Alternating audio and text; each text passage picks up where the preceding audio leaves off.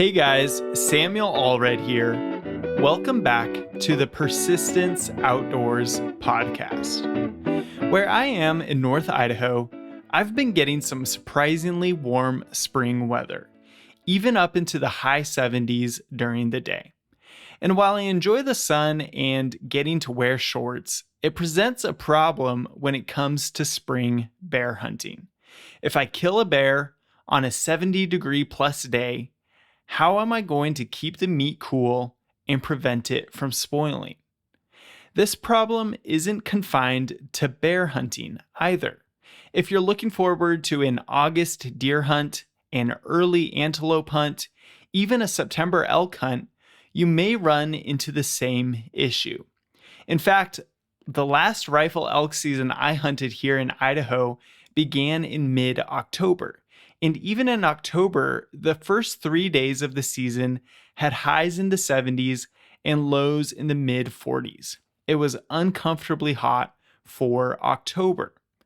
The more you hunt, the more likely you are going to experience less than ideal temperature conditions for meat care.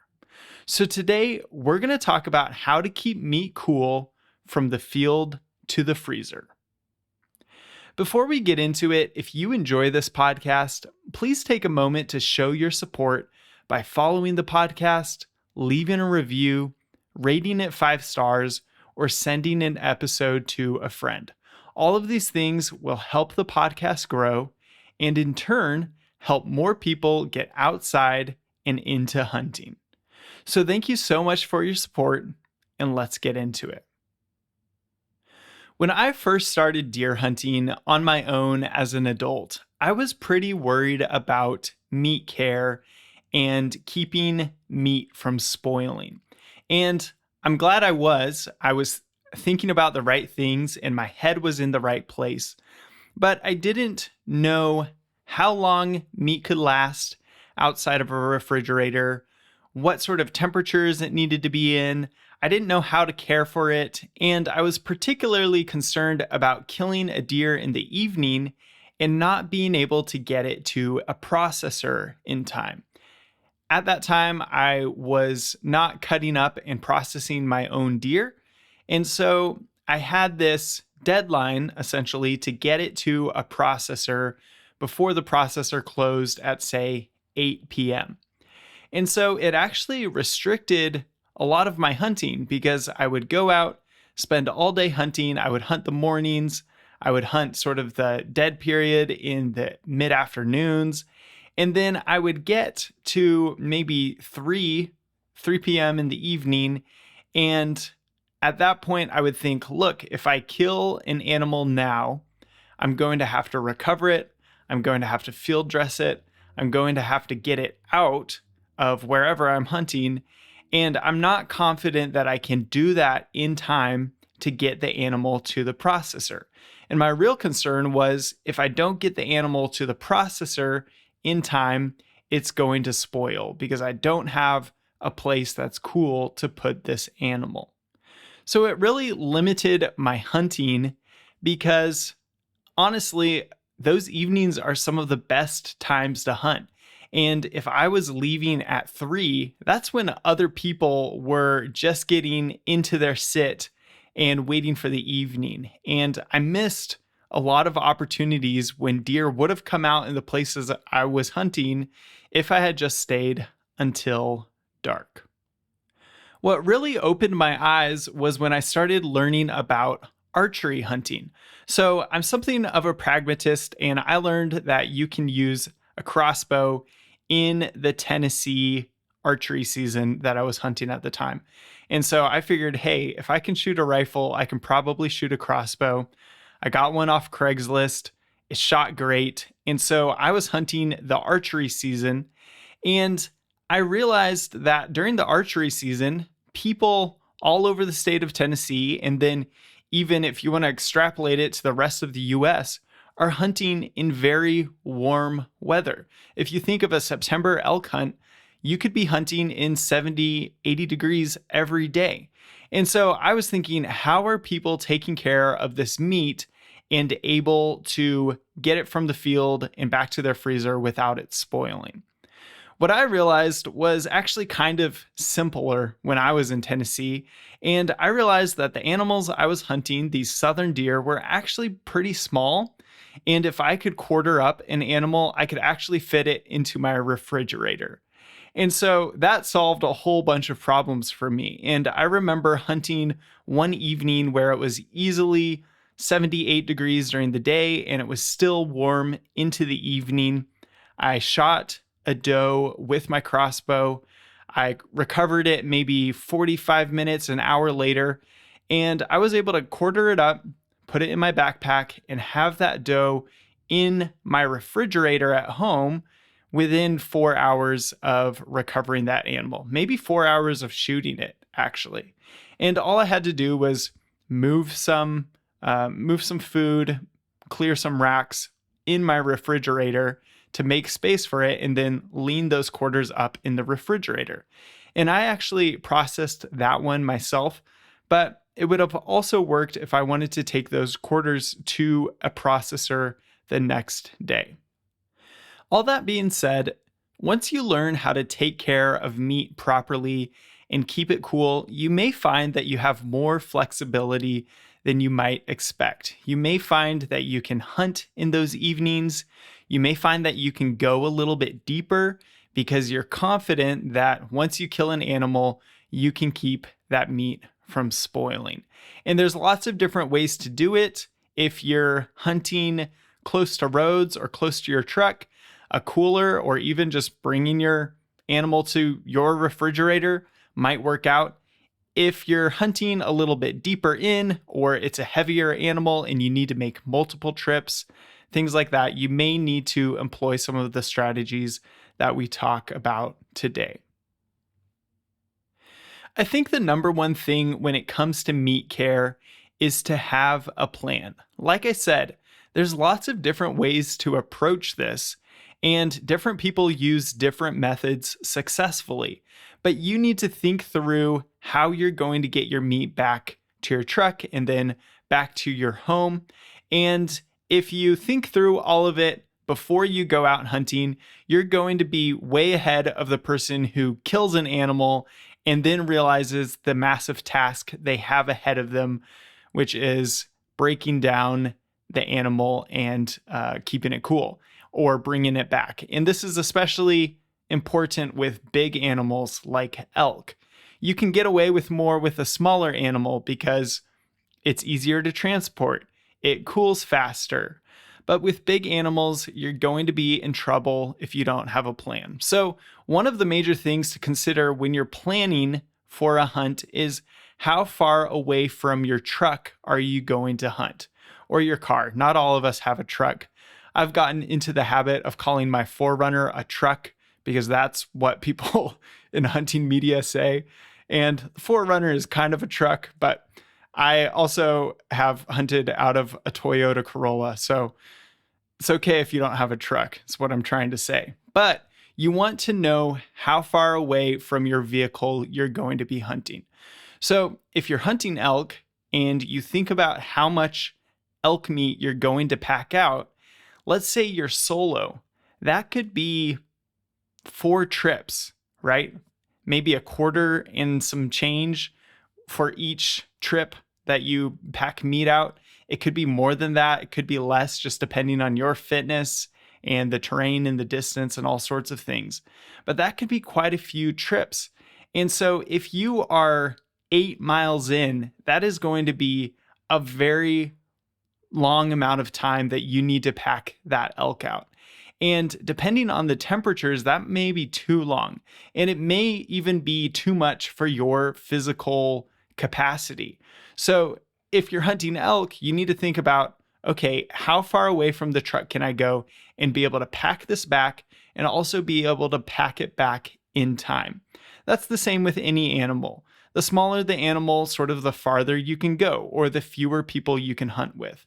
But if you're hunting big animals, again, you're going to need more people, or you're just going to have to limit yourself based on how far you think you can go and get that animal back in time. Another element of having a plan is bringing a cooler.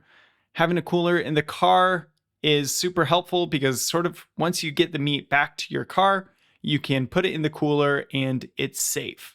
You want to make sure that you actually have ice in your cooler and that it's pre-chilled and you pack it well. We'll talk about that a little bit more in a minute. And then you also want to know how to field dress an animal. So if you haven't done this before, look up some YouTube videos. There's lots out there. And you just want to be confident that you have a plan for getting the hide off the animal and getting the guts out of the animal once you've killed it so that you can begin the cooling process.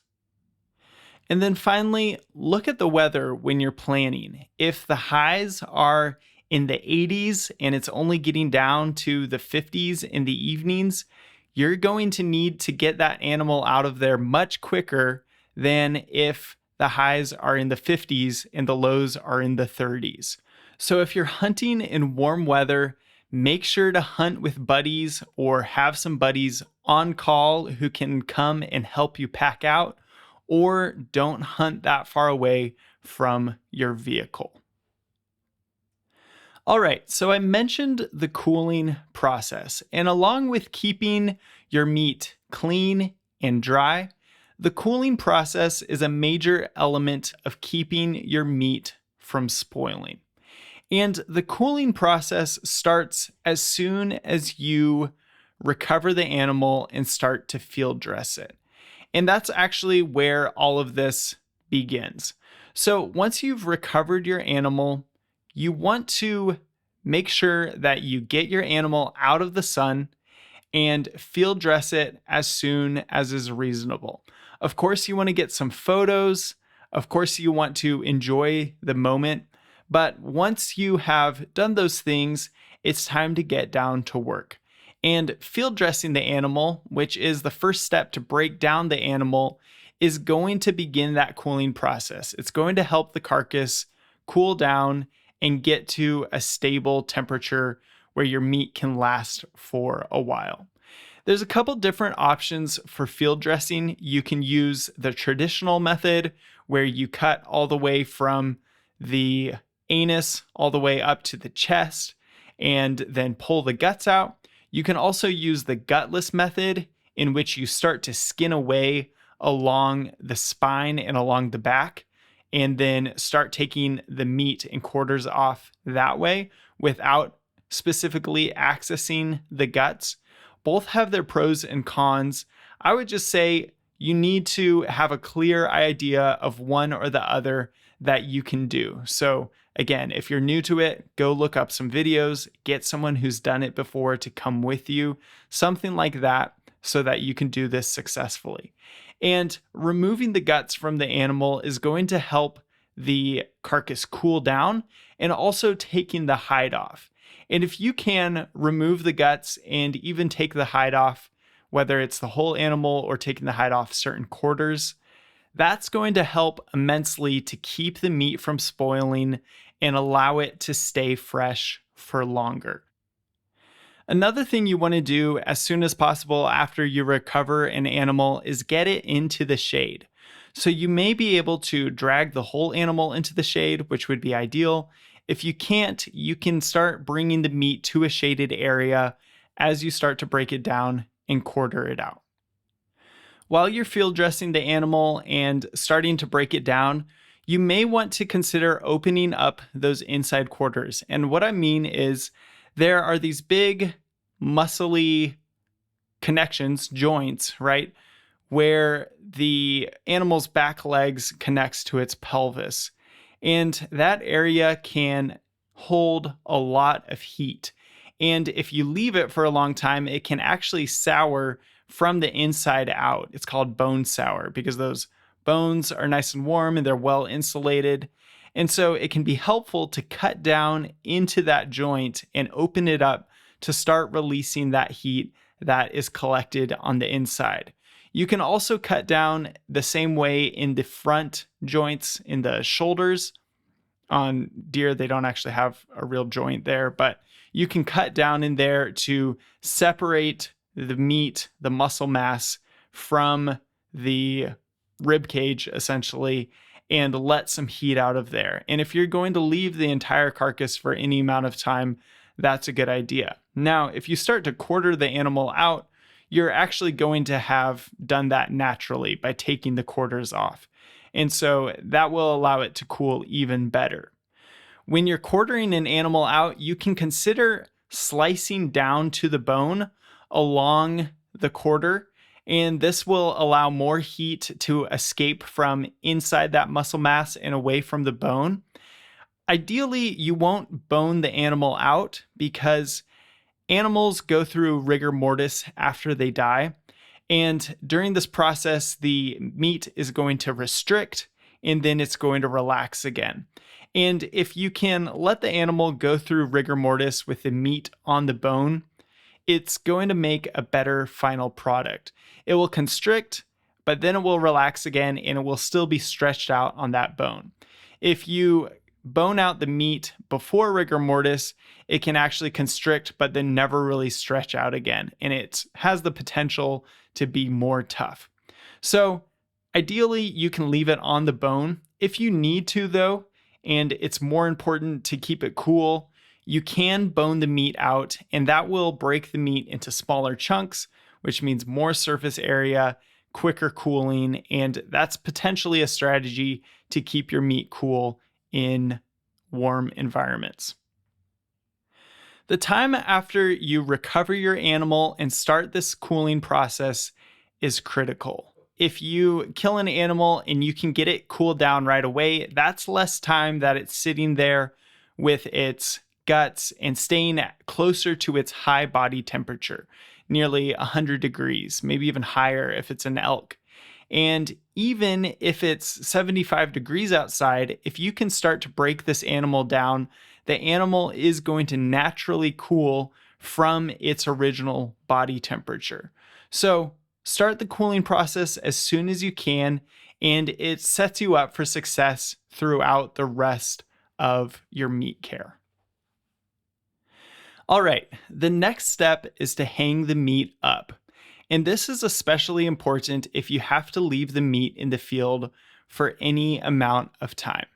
The idea behind hanging meat is that you get it out of the dirt so you can keep it clean, and you get airflow around it. And the airflow is going to do two things. One, it is going to help the meat cool. Just like if you had a fan on you on a hot day, having some airflow will help the meat cool, and it will also help the meat start to develop a dry crust, which is protective for the rest of the meat. You want to hang it in a cool, shaded, dry place. And so if you're out hunting, maybe you killed your elk or your bear on a south-facing slope and there's lots of sun, you want to hang it on maybe a north-facing slope that's more shaded, or in a valley that has some tree cover. You want to hang it somewhere that's out of the sun and preferably in the coolest place on the mountain. Last year, I was hunting bears with my dad and one of my brothers, and we were sitting out glassing for bears, and it was a trip where we were getting sunburned in the day. It was getting up into the 70s, but we were sitting and we just happened to be in the shadow of a mountain on a north-facing slope. And in that area, there were still patches of snow, and we were sitting there trying to be still, and we were just freezing. And it was surprising because we had been sweating throughout the days, hiking around, getting sunburned, and then we go and sit there, and we were just freezing. It was so cold. So finally, we got up and had to move, and I remember thinking, okay, if we kill a bear around here, I know exactly where to put this meat, because this area gets shaded through most of the day. There's still patches of snow. There were thermals and wind whipping through there, and that would have been the perfect place to store some meat until we had a chance to get back to it. Even if you can't hang the meat in a tree, try and get it off the ground. So you could use a pile of brush, you could use low bushes, you could make a little rack with some wood. Try to get it off the ground again so that you can have that airflow all around it. And remember to spread the meat out as best as possible. One mistake that some people make is to take a whole game bag full of meat that they've cut off and they're going to grind, or maybe they ball up those back straps and put it in a game bag, and it just becomes a big ball of meat. Well, on the inside of that ball, you're still going to have a lot of warmth and a lot of insulation, and the meat on the inside of that ball could spoil. So you want to make sure you can spread your meat out as much as possible. And if you can't do that for whatever reason, maybe you don't have enough game bags, make sure to move that meat around in that game bag so you are helping all of it get exposed to air and dissipate that heat. If you really don't have a place to hang your meat or get it off the ground, there are a few other options. And what you are going to need are a couple heavy-duty contractor bags. So let's say you are near a stream somewhere, or it's just so hot and you don't have a cool enough place to hang your meat, even if you do have trees available. Let's say you're near a stream. You can take your meat and put it in multiple contractor bags so there's no chance of it getting wet. Tie it up in there and then dip it down into a stream. And this is a way to get it in that cool water and start cooling it off. Now, it's not ideal because you don't have airflow and you do run the risk of getting your meat wet, which can in turn cause it to spoil faster. But if done properly, you can keep it in the stream, and it's better than keeping it outside in the sun or in very warm temperatures for a long time. Another place you could do this is in a snowbank. Maybe you're out hunting and there's still patches of snow. Maybe you're in the Alpine, something like that. There's still patches of snow. Well, you can wrap your meat up in contractor bags and bury it in a snowbank. Now, if you're doing this, a good idea is still to get those out of the contractor bags to let them dry and cool off. And you could do this in the evenings. So let's say during the day, it's super hot. You put your meat into those contractor bags and in a stream or in a snowbank, but then it cools down a little bit in the evenings. It might be a good idea to take it out, get those quarters out of the bags and let them air dry a little bit to dissipate any moisture and start building that crust if possible. Finally, you'll want to consider the moisture and the rain. If you need to keep your meat for a couple days and you're not going to be able to get it back to a refrigerator or a freezer, you may want to put a tarp or something over it so that it doesn't get wet. Now, in the short term, I have hung meat in rainy weather, but it was just for a matter of hours, and I knew I was going to get the meat back to my refrigerator pretty quickly that evening. And it was also pretty cool out, so I wasn't that worried. And a little bit of water isn't going to make your meat spoil. It's water and warmth, and then being wet for a long time, which is just a nice environment for bacteria. So if there's a risk of rain, throw up a tarp or put the meat under a dense tree canopy. Do something to protect it from that additional moisture. One of the major variables when it comes to keeping meat cool in the field is the temperature. And to illustrate this, let's think about a refrigerator. A refrigerator keeps food at a temperature of maybe 33 to 40 degrees. And if you put food in a refrigerator, you can keep it for quite a long time. In fact, beef that you buy from a store is likely 2 weeks old by the time you get it. And then if you keep it in a cold refrigerator, you can probably keep it for another week. You can do this even more so with freshly killed wild game. If you have that temperature range and dry conditions, you can keep wild game hanging with airflow in that temperature range for 2 weeks, and you will be just fine. Now, when we get over this temperature, that magic temperature of 40 degrees, bacteria can grow faster, and you have less and less time to take care of the meat as it gets warmer. But also, days have a cycle, right? They go through warm periods in the late afternoons, and then it cools down in the evenings. So you don't need to just look at the highs in the day. You also want to look at the lows at night. If you can get your meat to cool down to less than 40 degrees on that first night, it's actually going to be pretty stable for the rest of the time you have it. And as long as you can keep it out of the sun, keep it in a relatively cool place, you may be able to keep that meat for a decent amount of time. So if it's getting down into the 30s in the evenings and peaking in the 70s during the day, as long as you can cool it down all the way to that 35-degree mark in the evening, even if it gets warm into the 70s during the day, you're probably going to be okay as long as you keep the meat shaded and dry. Now, sometimes you're going to be hunting and it's not going to get down below 40 degrees in the evening. Well, still do everything you can the same way to start that meat cooling down. Field dress the animal, hang it up, get some airflow, get it in the shade, all of that. And if you can get it down to 50 degrees, well, that's a lot better than having it out in the sun and it being 72 degrees or 80 degrees or whatever. But if you're not getting down to that refrigeration temp in the evening, you are going to have less time and you need to get the meat out quicker. If the temperatures are freezing in the evenings, below 32 degrees, you're likely going to be just fine because this is just like a freezer.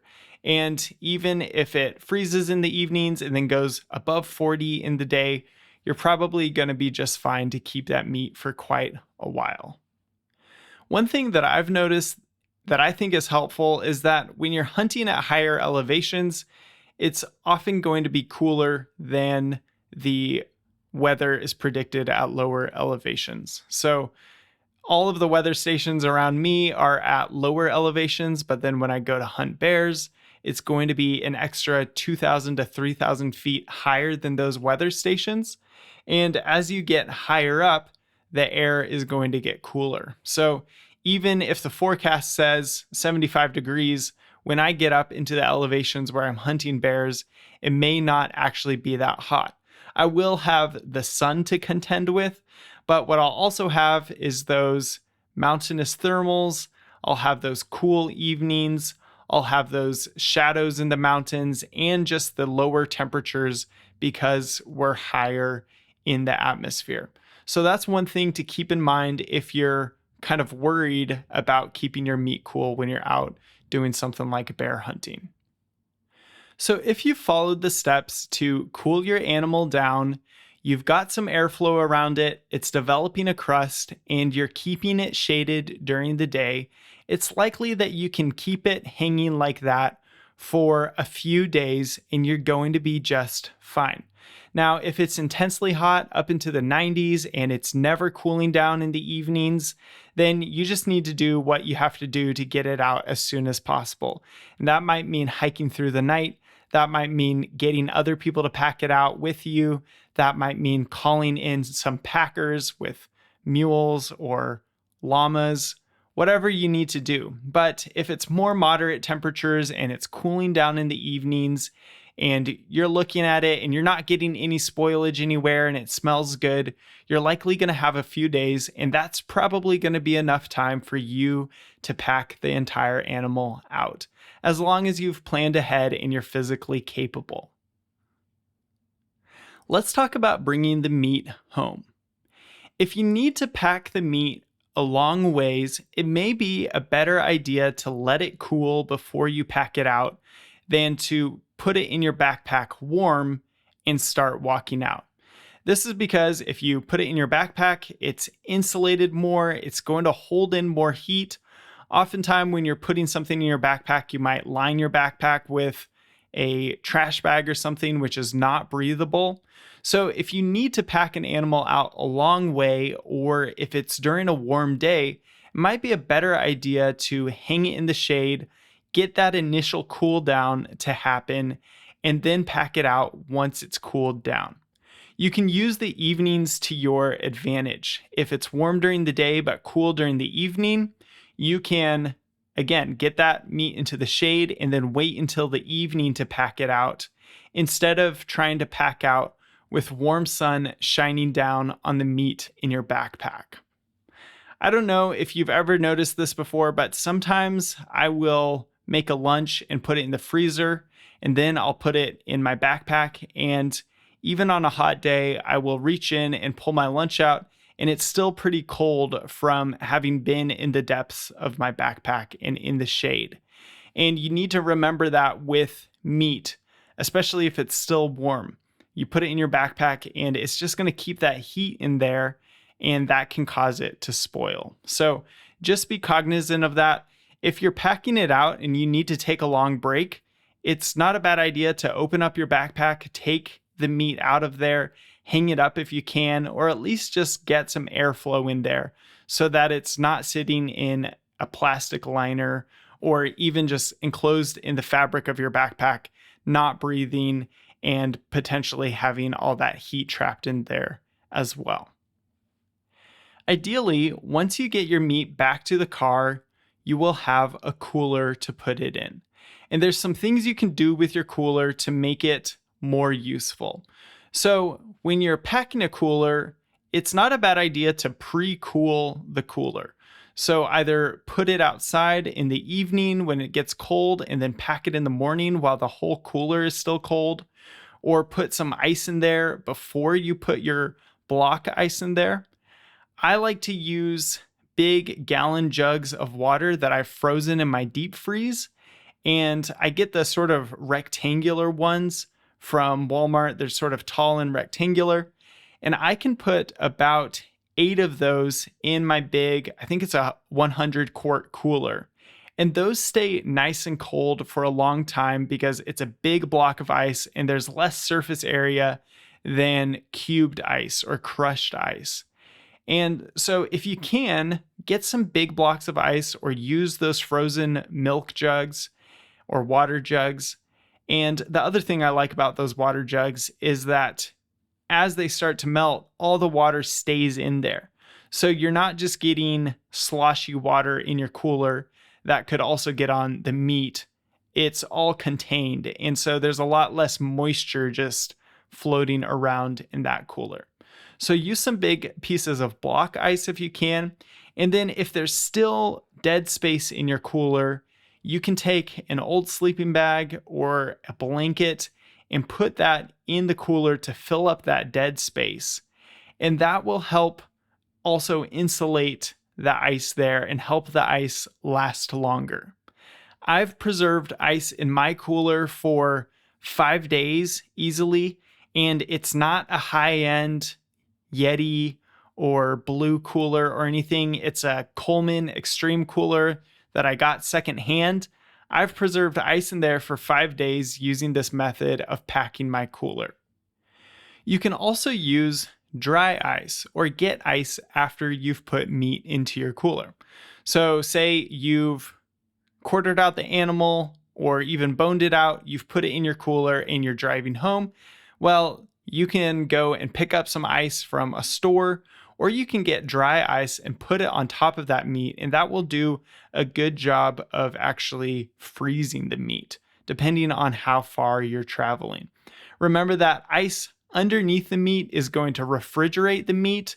Ice on top of the meat is going to freeze it. Now, whatever you do, you want to keep the meat away from any melting water. If you put a warm quarter in with ice, it's likely going to start melting the ice. So you want a layer of something between your meat and the ice. And also, quick note, be careful with dry ice because dry ice will start to melt and it will turn from a solid into a gas. and it can build pressure up in your cooler. So if you have a cooler that closes tightly and then you leave dry ice in there, it can actually create lots of pressure and create a bomb. So if you're using dry ice, be careful to use a cooler that has some sort of vent so the gases can escape, or leave the top of the cooler open a little bit to prevent that pressure buildup. Now, one question that I was always wondering about was, how much cooler capacity do I need for different animals? And credit where credit is due, I found this information from the Go Hunt guys and Randy Newberg, and then also from just independent research around the web. But here's a quick guideline for different animals and how many quarts of capacity you want for a cooler. Now, I think these capacities are for boned out meat. If you want to put whole quarters in a cooler, you are likely going to need bigger coolers just because of the dimensions of an entire quarter. So keep that in mind. But for an antelope, you'll want at least 55 quarts of capacity. For a white-tailed deer, around 65 to 75 quarts. For a mule deer, 75 to 100 quarts. For a bear, a lot of people say they're about the size of a mule deer. They can vary in size immensely. So a average 4-year-old male bear here in Idaho is only 185 pounds, but bears are killed every year in places like Pennsylvania that are 300 pounds, and the record bears are close to 500 or 600 pounds. So they can grow immensely. And another thing you have to think about with a bear is whether you want to keep that hide or not. In some places, it may be required. So with a bear, it's just going to depend on the size of the bear. You might want to do some research about what size of bear is in your area. But a good rule of thumb is probably going to be about that 75 to 100 quarts mule deer capacity. It may be less, it may be more, just depending on the size of the bear and the hide. And then finally, for elk, a boned out mature elk, you're going to need 210 to 240 quarts. And you can have wiggle room with these sizes. Definitely, the more you break it down, the smaller you can go. You do want some room for ice. If you packed a cooler and there was only room for meat, it's not going to stay cold. It kind of defeats the point. So you need to make sure you have room for the meat and some ice. And one thing to think about is the fact that big coolers can get heavy really fast. So it may be better to have multiple smaller coolers, maybe multiple 70-quart coolers instead of just one big 200-quart cooler, because especially if you're by yourself with ice and meat in there, it's going to be very hard to move that thing around. So keep that in mind. Last season, I got a 100-quart cooler, and I kind of like it because I think I could fit some deer quarters in there on the bone if I wanted to. I can fit a decent amount of ice in there so that it will stay cold for multiple days in a row when I go on longer trips. But it does get heavy, and if I filled that thing up with meat, I would definitely need someone to help me move it. Now, if I was hunting an hour, even 2 hours away from my home, and it wasn't too hot, and I was confident that I would be able to field dress the animal and get it out to my truck in a reasonable amount of time, I may not even need a cooler. Now that I have one, I usually bring it. But if you don't have a cooler, all is not lost. You can still do a lot of hunting in reasonable distances from a refrigerator or a freezer, and you'll likely be just fine. If you need to transport an animal a ways and you don't have a cooler, you can always stop by a gas station or a store and get some bag ice. And you can push those bags of ice up into the body cavity of your whole animal. Or maybe you've got some quarters on a tarp in your car. You could get some bag ice and put those quarters in between some bags of ice and then fold the tarp over it to keep it shaded, and you'll be good to go. And really, within a few hours of your home, you're probably going to be just fine. And like we talked about, with a refrigerator, you actually have quite a lot of space. Once you pull out some shelves and move some food around, you can put those quarters of an animal in the refrigerator vertically, and you want to monitor it. You may want to move them around so that parts of the meat that are touching the walls or the shelves of the refrigerator don't just stay wet. You want to move them around so they can develop that rind if you're going to have them in there for a long time. But you've got quite a bit of space, and for a lot of deer hunting, if you have an average size refrigerator, you can likely fit those quarters in there, and that's a way to keep your animal good until you're ready to process it. Eventually, once you've processed the animal or you get it back from a processor, you are going to want to put it in a freezer. And with smaller animals, you may be able to fit it into your refrigerator freezer. With bigger animals, you may need a deep freeze. Typically, the meat yield from an animal is only 35 to 40% of the animal's live weight. So again, with something like a deer, it's not that much space. If you kill a 150-pound deer, that's like 50 pounds of meat when it's all packaged and frozen, and you may be able to fit that into the freezer that you already have. For reference, my wife and I just bought half a cow, and that came out to be about 250 pounds of meat. It fit completely in our 9 cubic foot freezer. 9 cubic feet is going to be plenty for most elk. You would have to kill an exceptionally big, mature bull elk to need more capacity than that. That would fit a couple deer, a couple bear. So it's been plenty for us. It's been more than plenty for us. And that's just a reference point if you're trying to figure out how much freezer space you actually need. All right, guys. Well, I think that's it for today. If you have any questions, feel free to leave a comment in the Spotify comments or shoot me an email at persistenceoutdoors2022@gmail.com, and I'll do my best to answer. You know, even after learning and thinking about all this, sometimes I still think, so how much time precisely do I have to get my meat from the field to the freezer? But unfortunately, I haven't found any real studies out there showing the effects of higher temperatures like 65 to 90 degrees on meat spoilage. And on top of that, there are so many environmental factors that can play into it.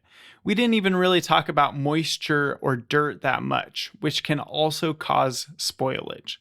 So I think you just have to plan ahead and do the best you can in your circumstances. And I think you'll find that if you're field dressing the animal promptly, getting that initial cool down, doing everything you can to keep the meat clean and dry, you're likely going to end up with a quality product. If you think about commercial beef, it's actually been quite a long time before it gets to you. And so when you are dealing with a freshly killed game animal in reasonable temperatures, you might have a little more time than you would initially expect. Thanks again for supporting the show, and I'll catch you next week.